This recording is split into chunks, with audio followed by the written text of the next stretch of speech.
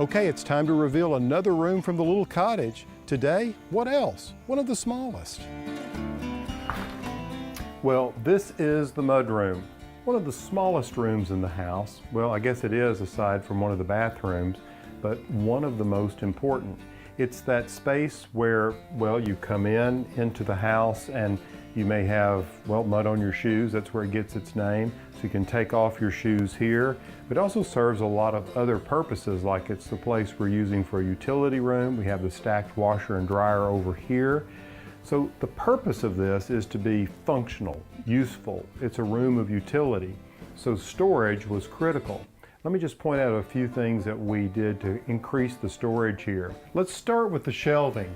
You can see that up here I ran a shelf the full length of this room, all the way back here. In the corner, I decided to build in a little closet, and what we have here is a tiny little 2x2 space which is perfect for storing a broom, mop, and of course an ironing board. So up on this shelf there's plenty of room to stack things. This wonderful piece, which I think is so interesting, has a series of bins that were used in some kind of manufacturing plant where they store different kinds of bolts and nuts and things like that, but they just pull right out, and there's an attachment back here with a little chain that keeps them from falling out. But what a great way to store all kinds of things. We all have so much stuff, and where are you going to put it? Which brings me to this shelf up here, which has a similar bracket that I have over here. It's just one that I drew out, and Tony cut it out and laminated two pieces of plywood together, and then we just used a wide piece of plywood at the top. I based the width of this shelf on the length of these canvas baskets. They're really good looking, and you can place things in them. You could even put name tags on them if you couldn't remember what's in them. And you can see there's 1, 2, 3, 4, 5, and I alternated the colors in sort of a cream and chocolate brown just to add a little visual interest. Now the dimensions of this room are slightly varied. It's 10 feet this way and 11 feet back there to that window, but then there's a 5-foot cutout here. So this is actually the landing of the stairs, and the stairs go up here, but we actually were able to create a little storage under here which has come in very handy just under the stairwell. It was important all along to make sure that we used every inch of space in this house. One of the things that I love about this space is that it has lots of natural light. We have this north-facing window over here. Of course, we have the entry door, which is a French door by Marvin, and then you get a good bit of natural light that comes in through the south door, the door going into the kitchen, because there's a lot of natural light in the kitchen. Now the colors in this room are worth pointing out. This is that really nice soft taupe color called Quicksand from Benjamin Moore. Of course, we used our trim color throughout the house, which is Snow White by Benjamin Moore, and then my favorite, this color for the floor, is called Black Bean Soup. We've used it everywhere.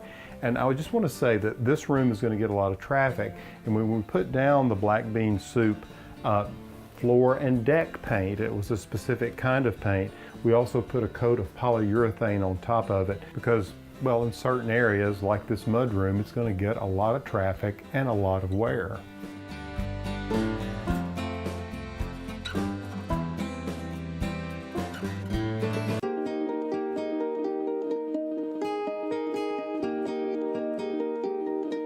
Now another thing to do is have a little fun with the containers you use. I love this watering can filled with herbs, and the fact that it has a 6 on it, well, it indicates the street number for the house. And to accent the entryway, then think about using a little small cafe chair like this. It's a perfect way to invite guests up, or a place for you just to sit and rest.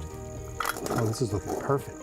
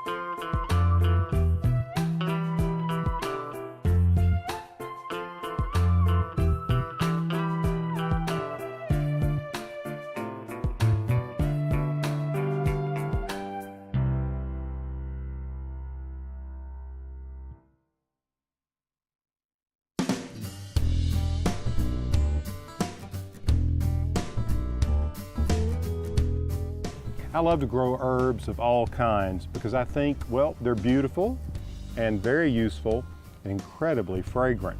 And you know, this little garden doesn't take up much space. This is one of my little 4-foot square raised beds. You see, it's only 10 inches tall, so I used 2x10 lumber and made this 4x4 bed, and I filled it with soil that drains well. It's placed in full sun because herbs love full sun, and in this bed I have 15 plants, just about to have 16 plants after I plant this hot and spicy oregano. So just let me go through with you the variety that I have here. In the corner I have rosemary, followed by 3 plants of chives, yummy on potatoes. And then look, this is flat leaf Italian parsley, 2 plants of that, and then 2 plants of curly leaf parsley. And then I have 2 sweet basil plants, and then along here I have 1 pot of mint, a chocolate mint, a Greek oregano, and a thyme, and like I said, I'm going to add 1 more, so I have 16 in this 4-foot square bed. So what I have is 16 square feet, and I have 1 herb per foot. Now, if you don't have this much room, or you don't feel like you have the time to grow a garden of this size, let's step over here and let me show you another one. Now take a look at this little herb setup. It doesn't take much space. We're growing herbs on the vertical, if you will. And I'm using 3 pots. I've got an 8-inch pot of rosemary here, and I have it sitting in a 16-inch pot with lemon verbena in it, which is really fragrant. And just below it, I have a 20-inch container with lemon thyme cascading over the edge. And of course, I have a saucer here to help keep them all hydrated. This is a fun way to grow herbs, and you could come up with your own combination. These were just some that I had on hand and thought they would look good together. You can place this in full sun, and not only will it produce a lot of herbs for you, it's got a really cool look to it.